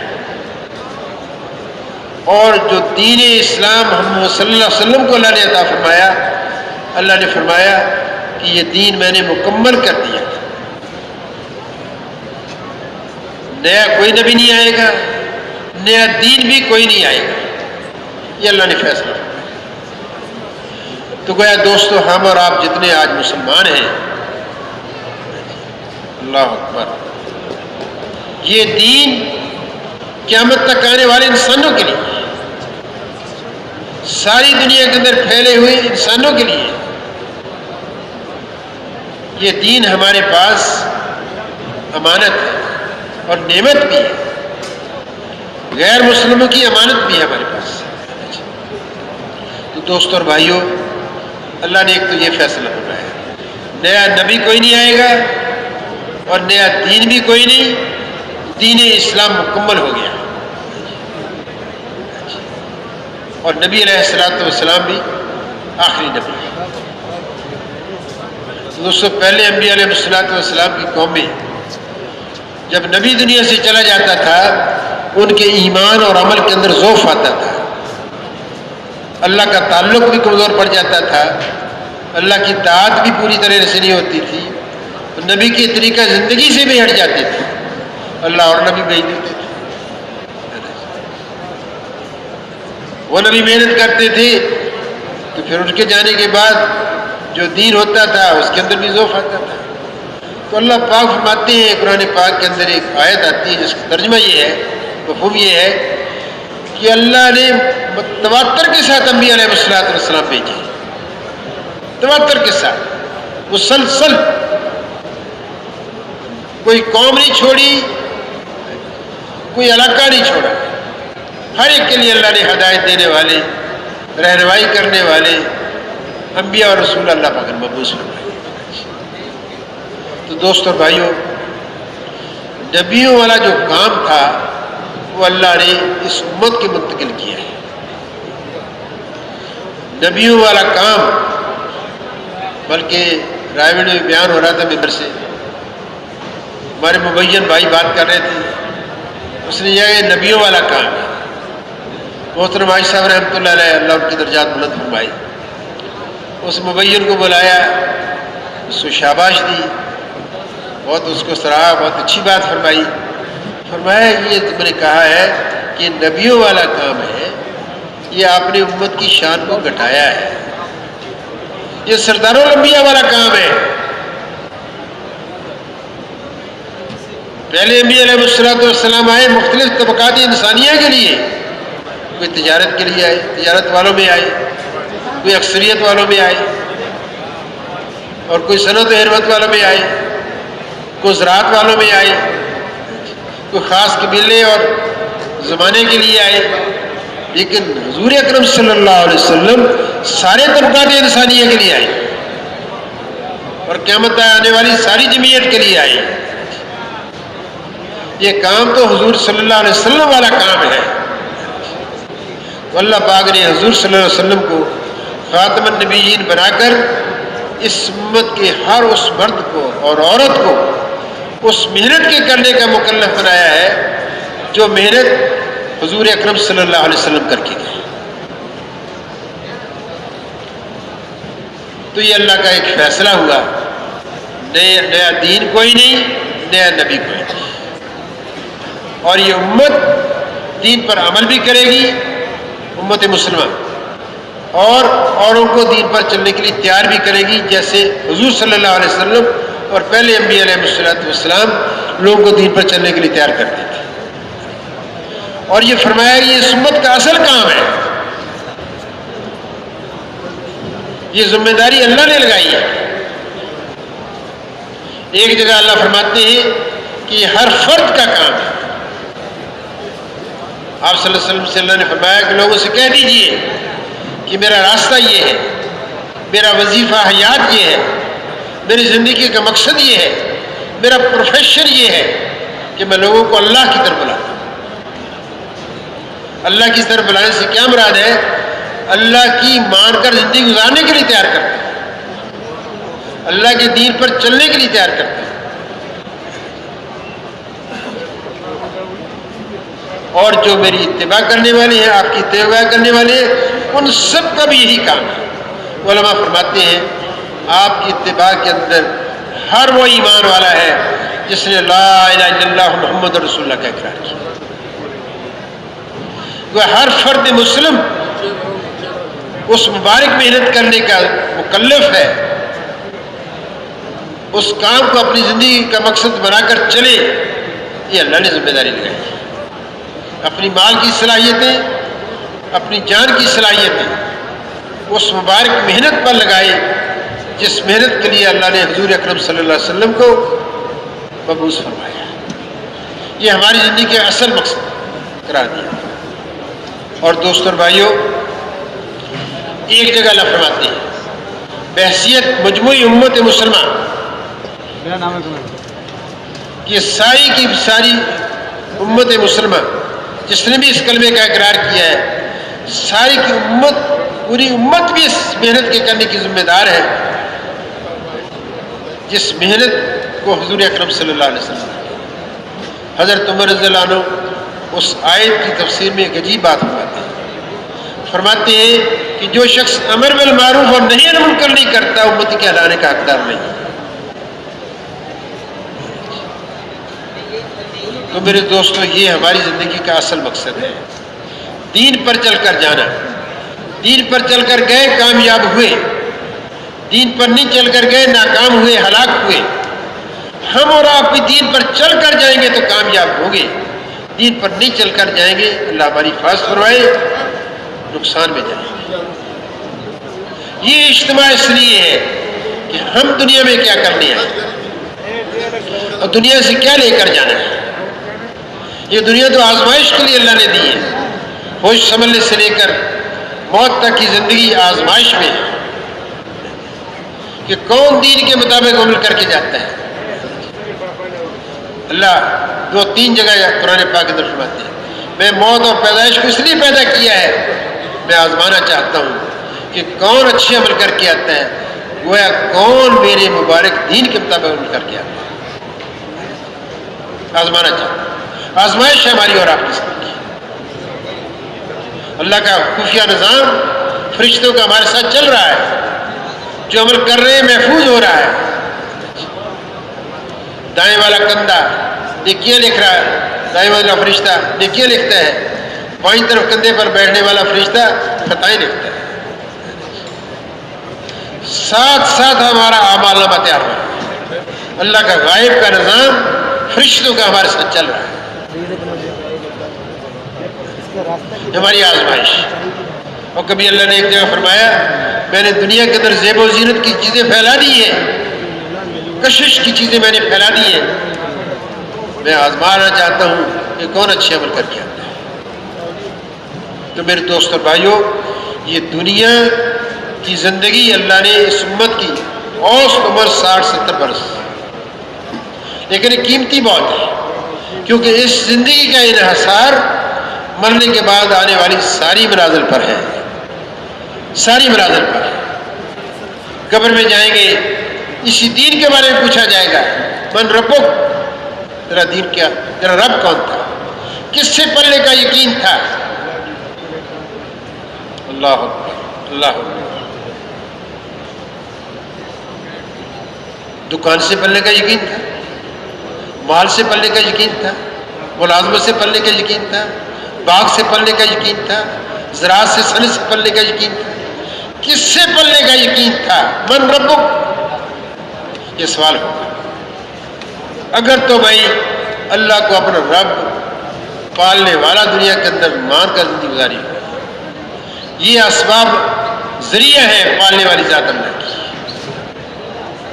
اگر اللہ سے پلنے کا یقین لے کر جائیں گے تو قبر کے اندر جب سوال کرنے والے سوال کریں گے من ربک، پھر تو کہے گا میرا ربی اللہ، میرا رب اللہ ہے۔ ورنہ دوستو دنیا کے اندر جو نظام چل رہا ہے یہ نظام نہیں چلے گا، جو دل کے اندر لے کر گیا ہوگا وہی بولے گا۔ اگر اللہ کی ذات و صفات کا یقین لے کر گیا، پلنے کا یقین اللہ کی ذات پر تھا، تو پھر تو کہے گا ربی اللہ، ورنہ کہہ دے گا میں لادری میں نہیں جانتا، میں نہیں جانتا۔ یہ پہلی ناکامی قبر کے اندر ہوگی۔ پھر پوچھا جائے گا کس دین پر زندگی گزار کر آئے، ما دینک، تیرا دین کیا تھا، دین کیا، زندگی گزارنے کا کیا طریقہ تھا؟ جو نبی علیہ السلام دین لے کر آئے، اس امت کے اعتبار سے عرض کروں، جو نبی علیہ السلام دین لے کر آئے کیا اس پر زندگی گزار کر آئے؟ یہ سوال کیا جائے گا۔ تو جس نے نبی علیہ السلام کے طریقے پر زندگی گزاری ہوگی وہ جواب دے پائے گا اللہ اکبر، میرے نبی حضرت محمد صلی اللہ علیہ وسلم جو دین لے کر آئے، دین اسلام میرا دین، ورنہ یہ کہے گا لادری میں نہیں جانتا۔ وہاں معلومات نہیں چلے گی، دل کا یقین بولے گا، انسان کی زندگی کا عمل بولے گا۔ دنیا میں تو سکہ چلتا ہے، آدمی گھر بیٹھا ہے، آرام کا تقاضا ہے، باہر کسی نے دستک دی، کون بے وقت آ گیا، پریشان کر رہا ہے، اور باہر نکلتے بھائی بہت اچھا ہو گیا آپ آ گئے، دل میں کچھ سوال پر کچھ۔ لیکن دوستو جو دل میں دنیا سے بھر کر لے کر گیا ہوگا قبر کے اندر وہی جواب دے سکتا۔ مولانا محمد عمر پالی رحمۃ اللہ علیہ فرمایا کرتے تھے کہ جو دنیا میں زندگی دین کے مطابق گزار کر جائیں گے وہ کہیں گے ہمارا دین اسلام ہے، جو نہیں گزار کر جائیں گے پھر نبی علیہ السلام کی شبیہ مبارک پیش کی جائے گی، اور کبھی کہا جائے گا تمہارے نبی کون تھے؟ جس نے حضور صلی اللہ علیہ وسلم کے طریقے پر زندگی گزاری ہوگی وہ کہے گا کہ ہمارے نبی حضرت محمد صلی اللہ علیہ وسلم ہے۔ جس نے نبی علیہ السلام کے طریقے کو اپنی زندگی گزارنے کا نصب العین نہیں بنایا ہوگا وہ کہہ دے گا لادری۔ اور ایک جگہ آتا ہے شبیہ پہ مبارک پیش، پہچانو شخص حضور صلی اللہ علیہ وسلم کی شبیہ مبارک پیش کی جائے۔ تو جس نے دنیا میں آپ صلی اللہ علیہ وسلم والی زندگی گزاری ہوگی، کھانے کا نظام، پینے کا نظام، گھر داخل ہونے کا، باہر نکلنے کا، ازدواجی زندگی، تجارت، ملازمت، سفر، حضر، ہر عمل حضور صلی اللہ علیہ وسلم کے طریقے پر کیا ہوگا وہ کہے گا یہ حضرت محمد صلی اللہ علیہ وسلم ہے نبی ہے۔ ورنہ دوست اور بھائیوں دنیا میں نبی کے طریقوں کو نہ پہچانا، مرنے کے بعد قبر میں نبی صلی اللہ علیہ وسلم کو پہچان نہیں سکے۔ اور قبر ایسی منزل ہے جانا ڈیفینیٹ ہے، جانا ہم سب اللہ کا انکار کرنے والے ملتے ہیں، لیکن موت کا انکار کرنے والا کوئی نہیں ملتا، ان میں جائے گا۔ تو دوست اور بھائیوں، یہ سوالات ہم سب سے ہوں، اللہ ہم سب کی حفاظت فرمائے۔ اور دوست اور بھائیوں، قیامت کے 5 سوال ہیں یا 4 سوال ہیں؟ زندگی کیسے گزار کر آئے؟ دین کے مطابق، دین کے خلاف، یہی معیار ہو۔ جوانی کیسے گزار کر آئے؟ جوانی کی صلاحیتیں دین کے مطابق، دین کے خلاف۔ مال کیسے کمایا؟ دین کے، اللہ کے احکامات کی رعایت کرتے ہوئے، نبی علیہ السلام کے طریقے کی رعایت کرتے ہوئے، ان کے طریقے پر مال کیسے کما کر آئے؟ اور پھر مال کو خرچ کیسے کیا؟ کیا اللہ نے خرچ کرنے کا حکم فرمایا جس ترتیب پر نبی علیہ السلام نے خرچ کیا؟ مال کے بارے میں یہ 2 سوال ہوں گے، خرچ کا الگ اور آمد کا الگ خرچ سوال ہوگا۔ پھر یہ پوچھا جائے گا اپنے دین پر کیا عمل کر کے آئے، یہ پوچھا جائے گا۔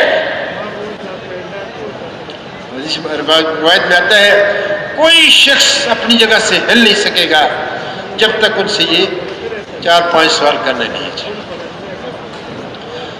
سوال کس کی طرف سے ہوں گے؟ قیامت کے دن اللہ کے سامنے جواب دے رہا ہے وہ اللہ جس نے بے شمار نعمتوں سے نوازا، دیکھنے کی نعمت دی، سوچنے کی نعمت دی، سننے کی نعمت دی، ہاتھوں سے پکڑنے کی نعمت دی، پاؤں چلنے کی نعمت دی، بے شمار نعمت جس ذات نے نوازا ہے وہ ذات ہم سے سوال کرے گی۔ ہاں، وہ لوگ مستثنا ہوں گے جن کو اللہ پاک اس قیامت کے دن اپنے عرش کا سایہ نصیب فرما دے۔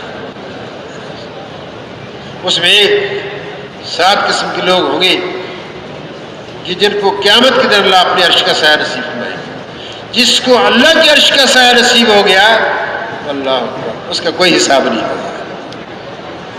اس میں ایک ہوگا عادل بادشاہ، جس نے بادشاہت کی عدل کے ساتھ، انصاف کے ساتھ اللہ کے عرش کے ساتھ۔ اور وہ نوجوان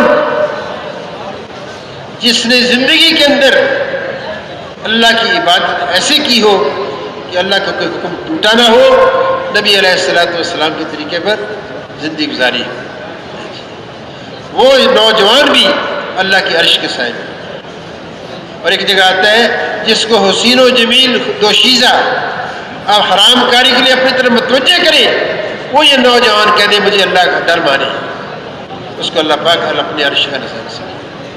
بھائی بادشاہ تو ایک ہی ہوگا پوری سلطنت کے اندر، لیکن ہر نوجوان، ہر شخص اللہ کی بندگی اور عبادت کر کے قیامت کے دن اللہ کا عرش کا سایہ حاصل کر سکتا ہے۔ وہ سب کوشش کریں گے اس کی، ہر انسان اس کو کر سکتا ہے۔ اور میرے دوستو، اپنے علم پر کیا عمل کر کے اس کا سوال ہے، جو علم تھا اس پہ کیا عمل کر کے۔ ابو درداء رضی اللہ عنہ فرماتے ہیں، جلیل القدر صحابی ہیں، قیامت کے دن سب سے بڑا خوف مجھے اس بات کا ہے کہ اللہ پاک مجھ سے جب پوچھیں گے اے ابو درداء اپنے علم پر کیا عمل کر کے، تو میں کیا جواب دوں؟ یہ ان احباب میں سے، ان حضرات میں سے ہیں جن سے اللہ دنیا کے اندر ہی راضی ہو گئے۔ تو بھائی ہم کس بات کی مولی ہیں؟ ہمارے تو پلے ہی کچھ نہیں۔ وہ اتنی اپنی آخرت کے بارے میں فکر مند تھے تو ہمیں کتنا ہونا چاہیے؟ تو دوست اور بھائیوں، قیامت کے دن یہ سوال ہے۔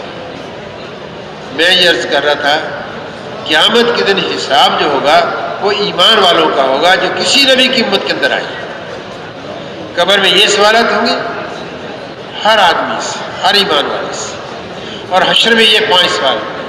لیکن جنہوں نے دنیا کے اندر کسی نبی کی امت کے اندر آئے لا الہ الا کا اقرار ہی نہیں کیا، میرے دوست اور بھائیوں، ان کا کوئی حساب نہیں ہوگا، ان کو سب سے پہلے جہنم کے اندر ڈال دیا گیا۔ جہنم میں ڈال دیا۔ جہنم کیا ہے؟ اللہ کا عذاب کھانا ہے۔ جہنم کے اوپر بچھا ہوا پل ہے، سرات، اس پر سے گزرنا ہے. وہاں انسان جسمانی قوت کی بنیاد پر نہیں چل سکے گا، ایمانی قوت کی بنیاد پر چلے گا. بعضوں کی رفتار بڑی تیز ہوگی، بعضوں کی اس سے سست ہوگی، بعض گھس کر چلیں گے، بعض اپنے معاصی کی بدولت وجہ سے، گناہوں کی وجہ سے جہنم کے اندر کٹ کٹ کر گئے. امام غزالی رحمۃ اللہ لکھتے ہیں کہ جہنم کے اندر 1000 سال آگ جلائی گئی، جہنم ساری کی ساری سفید ہو گئی. پھر 1000 سال اور آگ جلائی، جہنم سرخ ہو گئی. پھر 1000 اور آگ جلائی، ساری جہنم سیاہ ہو گئی. وہ جہنم کے اوپر بچھا ہوا پل ہے، اس کے اندر اللہ پاک اپنے نافرمانوں کو سزا دے گی. کل ہمارے بھائی نے بیان میں فرمایا دنیا سجن المومن و جنت الکافر. کافر کے لیے یہ دنیا جنت ہے اور مومن کے لیے، ایمان والے کے لیے یہ قید خانہ ہے. قید خانہ کس چیز کا ہے؟ ہم اللہ کے حکم کی پابندی کریں گے، نبی علیہ الصلوۃ والسلام کے طریقے کی پابندی کریں گے. جس مالک نے پیدا کیا ہے اس نے احکامات لگائی ہیں، اس مالک کی طرف سے نبی آئے ہیں، ان کا طریقہ ہے، اس کے طریقے پر چلیں گے. پھر تو اللہ اکبر. دوستوں اور بھائیوں، اللہ تو جو ایمانی قوت اور اچھے اعمال کر کے دنیا سے جائے گا، اللہ اس کو، اللہ پاک میرے دوستوں، بغیر حساب کے پل صراط پر تیزی کے ساتھ گزار دے گا، ورنہ اپنی خطاؤں کی وجہ سے جہنم میں جلنا پڑے گا. اور جہنم کا سب سے دردناک جو حصہ ہے، سب سے نچلا حصہ، اس کو جہنم کہتے ہیں. اس میں منافقین جائیں گے، دل میں کچھ، زبان پر کچھ، منافقین جائیں گے.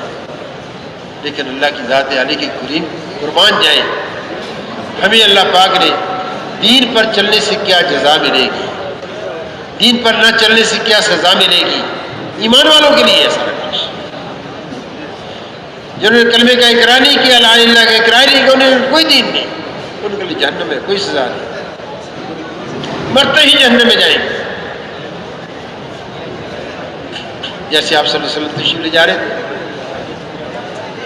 راستے میں سے آواز آ رہی تھی، آپ صلی اللہ علیہ وسلم اونٹنی بد کی. عرض کیا یا رسول اللہ، آپ کی اونٹنی کیا ہوا؟ فرمایا یہاں فلاں فلاں قوم کو عذاب ہو رہا ہے، اس عذاب کو جانور سارے سن دیکھتے ہیں، اس قوم کی اس عذاب کی وجہ سے اونٹنی بد کی. دوستوں اور بھائیوں، موت حق، قبر کی زندگی حق، جنت حق، دوزخ حق، میزان حق. دوستوں بھائیوں، یہ ہماری منازل ہے، اس میں سے ہم نے گزرنا ہے. اللہ ہم سب کے لیے آسان فرمائے. لیکن بھائیوں دوستوں، ایک تو یہ چیز ہے دین کے بغیر نہ دنیا میں کامیابی، نہ مرنے کے بعد کامیابی. ہمارا اعلان کرنے والا، ہمارا متکلم بھائی یہی بات کرتا ہے، اللہ نے میری اور آپ کی، دنیا بھر کے سارے انسانوں کی کامیابی دین پر عمل کرنے میں چلی رکھی ہے. دین زندگی کے اندر آ جائے، اس کے لیے ایک محنت کی ضرورت ہے. جیسے نبیوں نے محنت کی، ان کی امتوں میں دین آیا، ایسے ہمارا محنت کریں گے، اللہ سب سے پہلے محنتی کے اندر دین کو زندہ. تو میرے دوستوں، ہماری ذمہ داری دین پر عمل کرنا بھی ہے، اور حضور صلی اللہ علیہ وسلم کے خاتم النبیین ہونے کے صدقے سے ہر مسلمان کی زندگی کا اصل مقصد ہے. میرے بھائیوں، ایک درد سے بات عرض کرتا ہوں، جو ہمارا مقصد تھا آج ہم اس کو بھول گئے، اور جو ہماری ضرورتیں تھیں اس کو آج ہم نے مقصد بنا لیا. یہ ہمارے مقاصد میں نہیں ہے بڑی بڑی بلڈنگیں بنانا، ضرورت کی چیز ہے. 5 اللہ نے انسان کی شرعی ضرورتیں بنائی ہیں، کھانے پینے کی ضرورت ہے، اور لباس اور مکان کی ضرورت ہے، اور سواری کی ضرورت ہے، اور نکاح کی ضرورت ہے. یہ 5 ہماری شرعی ضرورتیں ہیں. یہ 5 ہماری زندگی کے مقاصد میں سے نہیں ہے. ضرورت کا لفظ ضرر سے نکلا ہے. ضرر یا نقصان کس چیز کا ہے؟ اگر مقصد کو پورا کرنے پر ہمیں بھوک اور پیاس تنگ کرتی ہے تو بھی ہم کچھ کما لیں، کچھ پی لیں، کچھ پینے کے لیے، کچھ کھانے کے لیے کمائی کر لیں. اور اگر گرمی سردی تنگ کرتی ہے تو بھی لباس پہن لیں، مکان بنا لیں. گرمی سے بچنے کے لیے، سردی سے بچنے کے لیے مکان بنا لیں، لباس پہن لیں. یہ ضرورت ہے. اور اگر میں نقل و حرکت، آمد و رفت، جانے آنے کے لیے اگر سواری ہمارے پاس نہیں ہے، دقت ہے، دشواری ہے، تو سواری خرید. نبی علیہ الصلوۃ والسلام اور انبیاء علیہ الصلوۃ والسلام کے زمانے کے اندر ایسی سواریاں نہیں تھیں، ایسی سواریوں کی نعمتیں نہیں تھیں جیسے آج ہمارے پاس ہیں. ان کے پاس گھوڑے تھے، گدھے تھے، کھچر تھے اور اونٹ تھے. یہ سواریاں تھیں. 4 پاؤں والی سواریاں تھیں. نہ ہوائی جہاز تھے اور نہ ریل کاریں تھیں، نہ کاریں تھیں، نہ موٹر سائیکلیں تھیں، نہ سائیکلیں تھیں. تو سواری ضرورت کی چیز ہے. اللہ کی دین کی محنت کرنے کے لیے، لوگوں کو جہنم سے بچا کر جنت کا راستہ دکھانے کے لیے، اللہ کی نافرمانی سے بچا کر فرمانبرداری پر ڈالنے کے لیے، بے دینی کی زندگی چھوڑ کر دینداری والی زندگی اختیار کرنے کے لیے، تیار کرنے کے لیے اگر دوستوں اور بھائیوں بھوک پیاس تنگ کرتی ہے تو بھی کچھ کما لیا جائے. جیسے مثال کے طور پر حضرت علی رضی اللہ عنہ ایک یہودی کے باغ میں جاتے ہیں. ان کا ایک ڈول نکالو، ایک بار ایک کھجور کا دانہ دوں گا. جب کچھ کھجور کے دانے ہو گئے تو فرمایا ہمارے لیے کافی ہے. وہ یہودی نے کہا ایک ڈول کے بدلے میں 2 کھجور دوں گا. فرمایا نہیں، میرے اور میرے گھر والوں کی ضرورت کے لیے کافی ہے. ضرورت کی چیز ہے. حالانکہ میرا خیبر میں جانا ہوا، جہاں غزوہ خیبر ہوا، جو قلعہ مسمار ہو چکا، اس کا دروازہ پڑا ہوا تھا، بہت بڑا دروازہ تھا اس کا. حضرت علی رضی اللہ عنہ اکیلے نے اٹھا لیا. جو بڑی جماعت نہیں اٹھا سکتی تھی وہ اکیلے اٹھا. جو جسمانی اتنی قوت کے حامل تھے کیا وہ کمائی نہیں کر سکتے تھے؟ لیکن دوستو ان کی صلاحیتیں انسانوں کو جہنم سے بچانے پہ لگ رہی تھی، اللہ کی دین پر عمل کرنے کے لیے تیار کرنے پہ لگ رہی تھی. ہماری ضرورت کے لیے کافی ہے. میرے دوستوں اور بھائیوں، آج جو ہماری ضرورتیں تھیں یہ ہماری زندگی کے مقاصد بن گئے، اور جو مقصد تھا آج ہم سرے سے بھول گئے. تو میرے بھائیوں، ہم اس لیے جمع ہوئے ہیں، ہم اپنے طرز زندگی پر نظر ثانی کریں.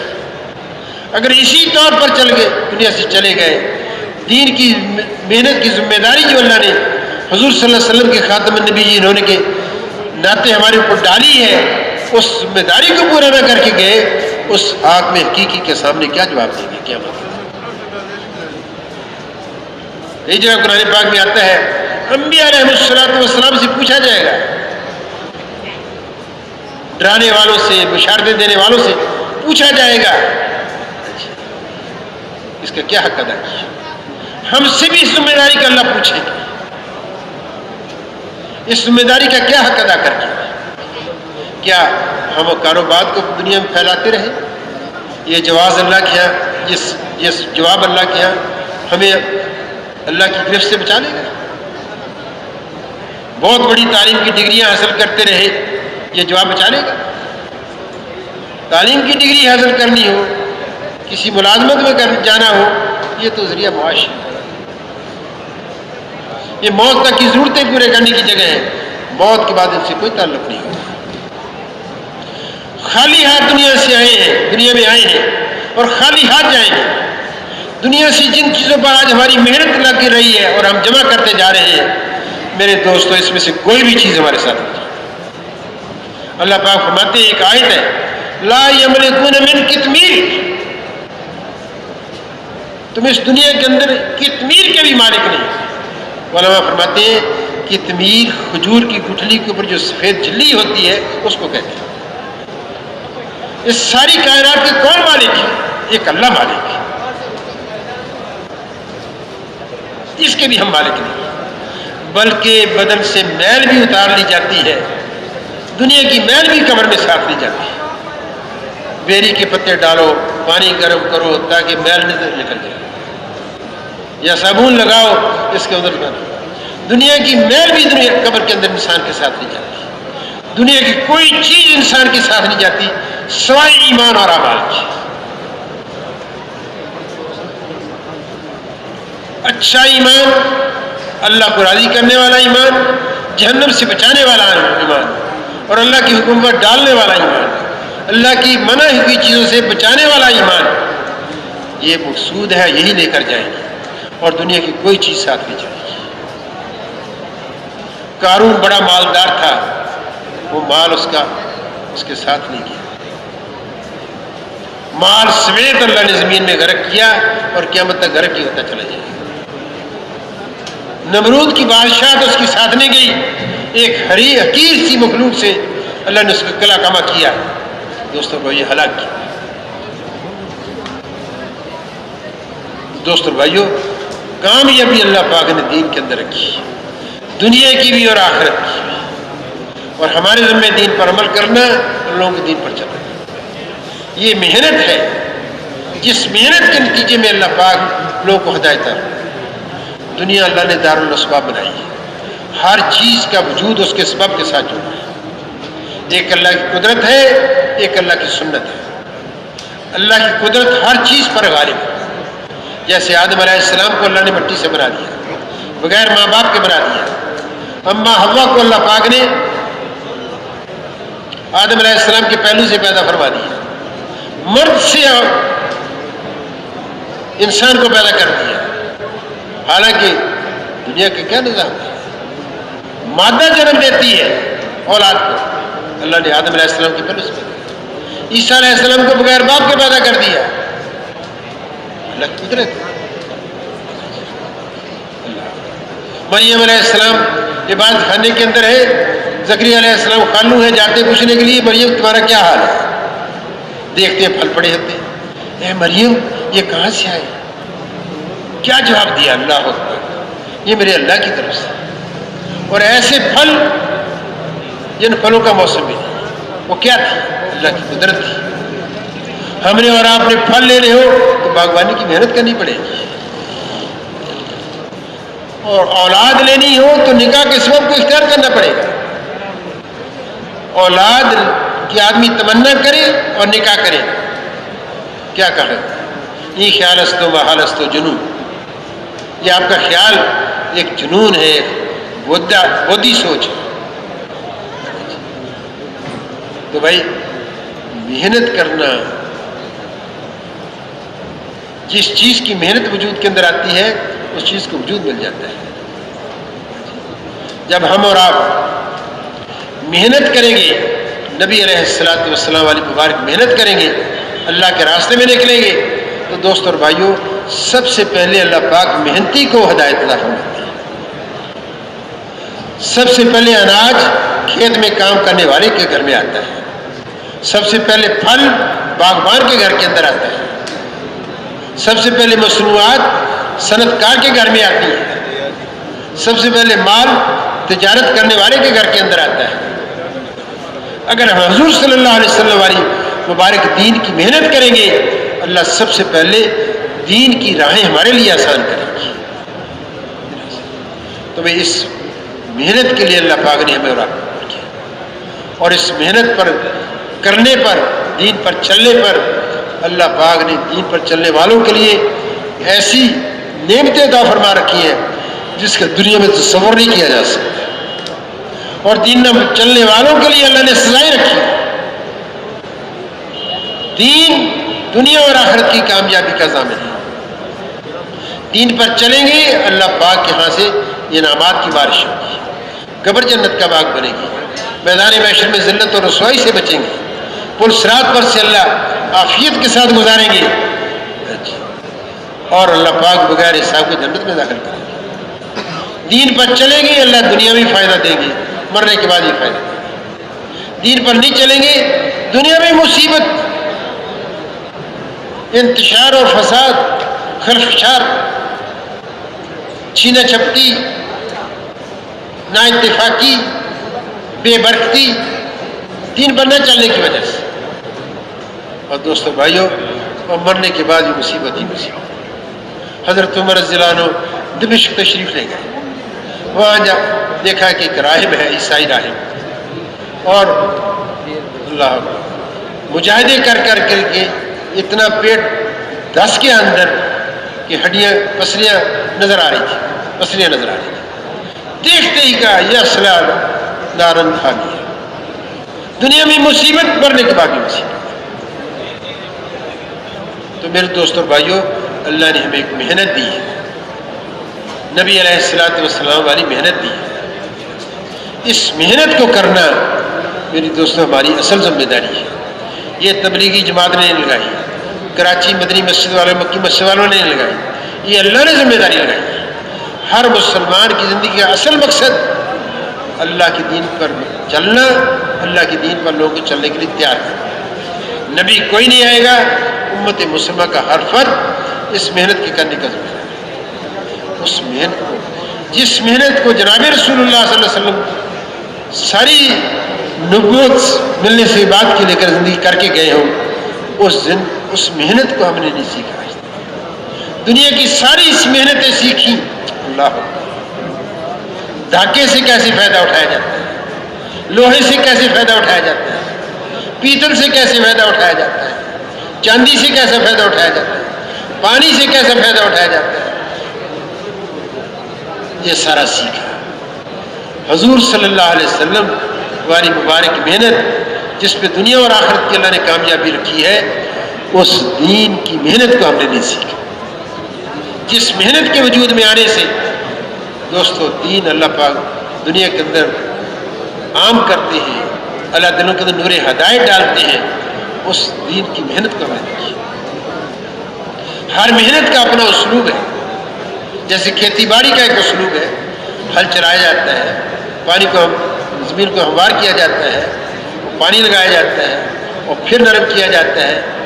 ایک عام آدمی جس کو کھیتی باڑی کے نظام سے واقفیت نہیں ہے اور کسی کو کسان کو ہل چلاتے دیکھے یا ٹریکٹر چلاتے دیکھے، پانی لگاتے دیکھے، وہ کہے تو غیر مادی محنت کر رہے ہیں، اس سے تو کوئی نتیجہ برآمد نہیں ہو رہا۔ لیکن جو اس لائن سے واقف ہے وہ یہ سمجھتے ہیں کہ یہ کسان اپنی زمین کے اندر محنت کر رہا ہے تاکہ اس میں زمین کے اندر جب بیج ڈالا جائے اس کے اندر استعداد پیدا ہو جائے اس فصل کو اگانے کی، اس بیج کو اگانے کی۔ مولانا یوسف رحمۃ اللہ علیہ فرمایا کرتے تھے کہ انبیاء علیہ السلام دنیا کے اندر آ کر انسانوں کے دلوں پر اللہ کی عظمت اور بڑائی کا حل چلایا کرتے تھے۔ اللہ اتنے بڑے، اللہ بڑے، اللہ اتنی قدرت والے، اللہ نے گندے قطرے سے بہترین انسان بنایا، گندے قطرے کے میراب سے اللہ نے بہترین انسان بنایا۔ اللہ کی نعمتوں کو بیان کرتا، اللہ کی قدرتوں کو، اللہ کی صفات کو بیان کرتا، جس سے سنتے سنتے پھر انبیاء علیہ السلام اچھے عمل کے اوپر کیا جزا ملے گی، غلط عمل کی کیا سزا ہے، ایمان کے بول بولنا، اللہ بڑے۔ حاجی صاحب رحمۃ اللہ فرمانے لگے، میں نے ایک نوجوان سے پوچھا تمہارا بھائی بڑا ہے یا تم بڑے؟ اس نوجوان نے کہا اللہ اکبر، بڑائی تو اللہ کی ذات کی، بڑے تو اللہ ہیں، میں اپنے بھائی سے چھوٹا۔ اپنے بھائی کے بارے میں بھی نہیں کہا کہ میرا بھائی بڑا ہے مجھ سے، نہیں، بڑی اللہ کی ذات ہے، بڑی اللہ کی ذات ہے، جس کے ہاتھ میں ہماری زندگی ہے اسی کے ہاتھ میں ہماری موت ہے، جس کی طرف سے ہم آئے ہیں جس کی طرف لوٹ کر جانے والے ہیں۔ تو دوستو بھائیو، اس ذات کا تذکرہ کرنا، اس کی طرف بلانا، گشتیں کر کے بلانا، دعوت دینا، اللہ کو پہچانو، اللہ کی مانو، اللہ کو پہچانو، اللہ کی مانو۔ کوئی ہر آدمی کر سکتا نہیں کر سکتا، لیکن کس انداز سے کرنا ہے، کس حکمت کے ساتھ کرنا ہے، کس اسلوب کے ساتھ کرنا ہے، کن آداب کی رعایت کرنی ہے، یہ اللہ کے راستے میں نکلا۔ بہت سارے کام ہم نے سیکھے، تجارت کرنی ہم نے سیکھی، انجینئرنگ کرنی ہم نے سیکھی، طب کے شعبے کو کیسے چلایا جاتا ہے، ایڈوکیسی کے شعبے کو کیسے چلایا جاتا ہے، کھیتی باڑی کے شعبے کو کیسے چلایا جاتا ہے، آج کل کے طرح آئی ٹی کے شعبے کو کیسے چلایا جاتا ہے، سب کچھ سیکھا دوست اور بھائیوں، سب کچھ سیکھا ہم نے۔ حضور صلی اللہ علیہ وسلم والا کام نہ سیکھا تو کیا سیکھا؟ اس لیے جس مقصد کے لیے ہمیں اور آپ کو اللہ نے حضور صلی اللہ علیہ وسلم کے اندر پیدا فرما کر جو ذمہ داری ہمیں عطا فرمائی ہے، دین پر چلنا، دین پر چلنے کے لوگوں کو تیار کرنا، دین پر چلنا، دین پر چلنے کے لیے تیار کرنا، اس محنت کو ہم نے نہیں سیکھا۔ اس محنت کو سیکھنے کے لیے کہا جاتا ہے کہ اللہ کے راستے میں 4 مہینے کے لیے نکلو، ایمان کے بول لو، آخرت کے تذکرے کرو، نبیوں کے تذکروں کو بیان کرو، ان کی قوموں کے تذکروں کو بیان کرو، جنت کی نعمتوں کو بھی تذکرہ کرو، اور جہنم کی ہولناکیوں کو بیان کرو، قبر کے حال کو بیان کرو، قبر کے عذاب کو بیان کرو، اور قبر کے اندر اچھا حال ہے اس کو بھی بیان کرو۔ غائب کے تذکرے، اللہ غائب، جتنا ہم اس کا تذکرہ کریں گے پھر دوست اور بھائیوں سیکھ کر جب اس محنت کو کریں گے، اللہ اکبر، اس محنت کے کرنے والوں کے ساتھ ہمارا عشرہ ہے، اس محنت کے کرنے والوں کے ساتھ ہمارا عشرہ۔ تو بھائی اللہ نے ایک نعمت دی ہے، اس سے ہم فائدہ اٹھائیں۔ ہدایت تو اللہ اس کو دیں گے جس کے مقدر میں اللہ نے ہدایت، ہمارے ذمہ صرف محنت کرنا ہے۔ یہ محنت نبیوں کے ذمہ تھی، حضور صلی اللہ علیہ وسلم کے ذمہ تھی، اس محنت کو صحابہ نے کیا، ہدایت اللہ نے جس کے مقدر میں تھی اللہ نے انہیں ہدایت دی۔ ایسے نبی آئیں گے جن کا کوئی بھی امتی نہیں ہوگا، یا 1-2 نبی امتی ہوں گے لیکن کامیاب گئے۔ ہم محنت کریں گے صحیح اسلوب، صحیح طریقے کے ساتھ، لیکن بھائی جیسے شادی کرتے ہیں، جس کو چاہتے ہیں اللہ بیٹے دیتے ہیں، جس کو چاہتے ہیں اللہ بیٹیاں دیتے ہیں، جس کو چاہتے ہیں اللہ دونوں دیتے ہیں، ساری ازدواجی زندگی گزر جاتی ہے، اولاد ہی نہیں ملتی، دینے والے کون؟ آپ صلی اللہ علیہ وسلم سے اللہ نے فرمایا جس کے منہ میں ہے، ہدایت اس کو نہیں ملے گی جس کو آپ چاہیں، ہدایت اس کو ملے گی ہم جس کو چاہیں۔ اس لیے بھائی ہم محنت کریں گے اور اللہ پاک سے اجر پائیں گے۔ دنیا سے کیا لے کر جائیں گے؟ ایمان اور دینی زندگی، اچھے اعمال۔ دنیا میں جائے گا ایمان ہمارے ساتھ جائے گا، اچھے اعمال ہمارے ساتھ جائیں گے۔ دوست اور بھائیوں یہ ہمارا سرمایہ آخرت ہے، دنیا سے ہم کوئی مادی چیز ساتھ نہیں لے کر جائیں گے۔ جیسے میں نے کہا کہ میل بھی اتار لی جاتی ہے، وہی ایسے بھی واقعات ہیں، باپ کی لاش گھر میں پڑی ہے اور نہلانے کا موقع آتا ہے، سین میں نہلاؤ، ان کو گیراج میں جا کر نہلاؤ، جلدی جلدی اٹھاؤ اس کو۔ تو دوست اور بھائیوں اس محنت کو ہم کریں، 4 مہینے لگا کر اس محنت کو سیکھنا ہے اور پھر مقام پر آ کر اس محنت کو کرنا ہے۔ اس محنت کی کرنے والوں کو اللہ کیا عطا فرمائیں گے؟ اس محنت کی کرنے والوں کو اللہ کیا فرمائیں گے؟ یہ کہا جاتا ہے کہ بھی ہفتے میں 1 گشت کرو مقامی اور دوسرے گشت کے لیے جاؤ۔ غور سے سننے کی بات ہے دوستوں، گشت کس چیز کا نام ہے؟ مسجد میں جمع ہوئے اپنے بھائیوں کے پاس جائیں گے، کس جذبے کے ساتھ جائیں گے؟ یا اللہ تو مجھے بھی دین پر چلنے کی توفیق عطا فرما، جن کے پاس جا رہے ہیں ان کے دلوں کو بھی نرم فرما، ان کو بھی دین پر چلنے والا بنا، اے اللہ ان کو بھی جنت میں جانے والا بنا، اے اللہ تو ہمیں بھی جنت میں جانے والا۔ اس خیر خواہی کے جذبے کے ساتھ جب جائیں گے، دعا کر کے جائیں گے، تو بھی دوستو بھائیو جو حضور صلی اللہ علیہ وسلم مکہ کے اندر اس جذبے کے ساتھ گھر گھر جا کر دعوت دیتے تھے، اس کی نسبت ملے گی یا نہیں ملے گی؟ جس فکر سوچ کو لے کر نوح علیہ السلام روز اپنی بستی کے اندر پھرتے تھے، اس کی نسبت ملے گی یا نہیں ملے گی؟ دعا کر کے جائیں گے. کیا کہتے ہیں؟ پھر نظریں جھکا کر چلو. اتنا نظر اٹھاؤ جس سے راستہ نظر آئے، جس سے راستہ نظر آئے. اللہ اکبر. کیا اللہ کی طرف سے حکم ہے؟ پھر نظریں جھکا کر چلو، اتنا چلو دیکھو اوپر جس سے راستہ نظر آئے. قرآن کی آیت پہ عمل ہوگا ہی نہیں ہوگا. اور پھر موسیٰ علیہ السلام، ہارون علیہ السلام کو اللہ نے فرمایا اے جاؤ ذرا، فرعون کی طرف بڑا سرکش ہو گیا ہے، جاؤ بلاؤ. کیا اللہ نے فرمایا؟ میں تمہارے ساتھ ہوں اور میں سنتا بھی ہوں دیکھتا بھی ہوں. میں سنتا بھی ہوں دیکھتا ہوں. کہ جب ہم اس فکر کے ساتھ جائیں گے اللہ گشت میں جا رہے ہیں، اللہ ہمارے ساتھ ہے، اللہ ہمیں دیکھ رہے ہیں، اللہ ہمارے ساتھ ہے، اللہ متکلم کی بات کو سن رہے ہیں، اللہ متکلم کی بات سن رہے ہیں. کبھی اس پہ عمل ہوگا یا نہیں ہوگا؟ اور متکلم کو بلا کر کیا کہیں گے کہ بھائی میری اور آپ کی، دنیا بھر کے سارے انسانوں کی کامیابی دین پر عمل کرنے میں ہے، دین زندگی کے اندر آئے. کیوں بھائی کریں گے؟ اجر ملے گا یا نہیں ملے گا؟ یہ آدھا گھنٹہ ہمارا کس میں شمار ہوگا؟ اللہ کے راستے میں شمار ہوگا. اس فکر سے گشت کی نکل سے نکلے. اللہ پاک واپسی پہ کیا کہتے ہیں؟ استغفار کرو. گناہ کیا کوئی نہیں. اس عمل کے اندر نبیوں کے بدل سے نکلا ہوا عمل ہے. سارے نبیوں کا مشترک عمل لوگوں کے پاس چل کر جانا ہے. سارے نبیوں کی نسبت سردار الانبیاء حضرت محمد صلی اللہ علیہ وسلم کی نسبت، سارے صحابہ کی نسبت اجر اللہ میں عطا فرمائے گی. تو بھائی ادھر ملے گا یا نہیں ملے گا؟ اور جب قیامت کے دن ہم سے پوچھا جائے گا زندگی کہاں گزار کر آئے، ایک گشت کا وقت اس میں آئے گا ہی نہیں آئے گا.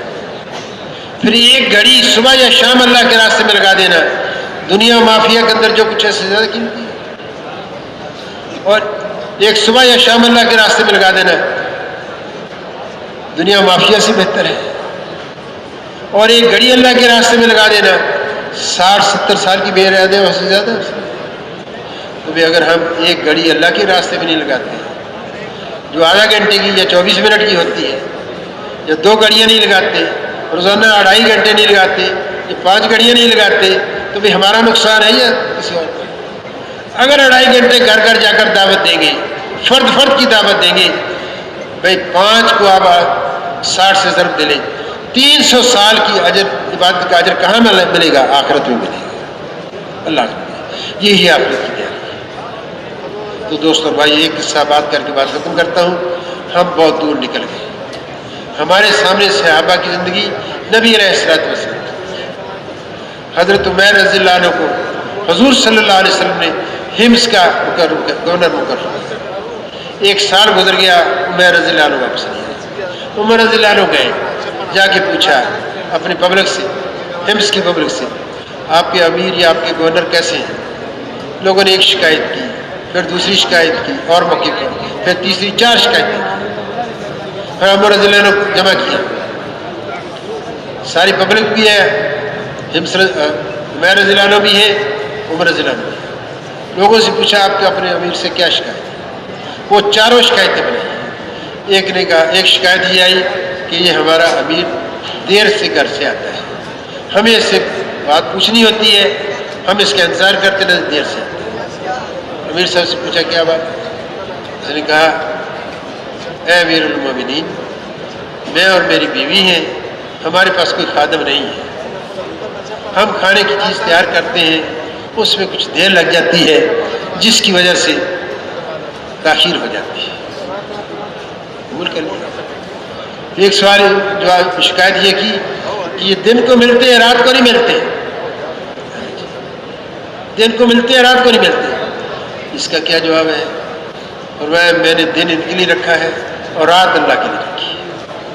رات کو اللہ کے سامنے جو دن کو کیا ہوتا ہے وہ بھی اور دعائیں بھی سر،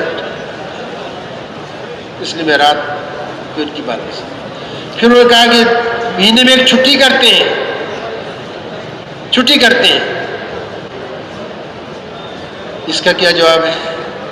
فرمایا میرے پاس ایک ہی جوڑا ہے اور بہت موٹے کپڑے کا ہے، میں مہینے میں ایک دفعہ اس کو دھوتا ہوں، اور جب دھوتا ہوں تو وہ خشک کرتا ہوں، سخت ہو جاتا ہے، پھر رگڑ اور اس کو نرم کرتا ہوں اور پھر پہننے کے قابل بناتا ہوں، پہننے کے قابل بناتا ہوں، اس لیے مجھے ایک دن مہینے میں لگتا ہے میرے بھائی اور دوستوں۔ اور چوتھا سوال جو انہوں نے کیا، ان کو بیٹھے بیٹھے غشی پڑ جاتی ہے۔ اس کا انہوں نے جو جواب دیا وہ یہ تھا کہ وہ زمانہ مجھے یاد ہے جب ایک صحابی رضی اللہ عنہ کو مکہ مکرمہ کے اندر زخمی کیا جاتا تھا، ان کو سزا دی جاتی تھی اس مسلمان کیوں ہو گئے، میں اس کی کوئی مدد نہیں کر سکتا، جب منظر سامنے آتا ہے تو مجھے غشی پڑ جاتی ہے، حالانکہ اس وقت مسلمان بھی نہیں تھے۔ تو میرے دوستوں، پہلی تین باتیں ہم دیکھو کہ ہمارے پاس کتنے جوڑے ہیں آج پہننے کے لیے۔ وہ گورنر صاحب ایک جوڑا ہے، اور شادی بیاہوں پر کتنے جوڑے ہم استعمال کرتے ہیں، وہ سال میں کتنے جوڑے استعمال کرتے ہیں، ایک جوڑے میں گزارا ہو رہا ہے۔ اور کھانا خود تیار کرتے ہیں، ہمارے گھروں میں کتنے ملازم ہیں، کپڑے دھونے کے لیے الگ، صفائی کے لیے الگ، کھانا بنانے کے لیے گاڑی رکھی ڈرائیور الگ۔ اتنی سہولتوں کے باوجود بھی ہم اللہ کے دین کا کام نہ کریں تو دوست اور بھائیوں، اس مار کے حقیقی کے سامنے ہم کیا جواب دیں گے؟ اس لیے جو مقامی کام 5 اعمال ہیں یہ اساس ہے۔ ہم روز اپنی جنت بنائیں، مشورے میں بیٹھے آدھا گھنٹہ لگے، تعلیم کریں گے آدھا گھنٹہ لگے گا، مسجد میں آدھا گھنٹہ کر کے روزانہ 2.5 گھنٹے لگائیں گے، ایک ایک کو جنت میں راستہ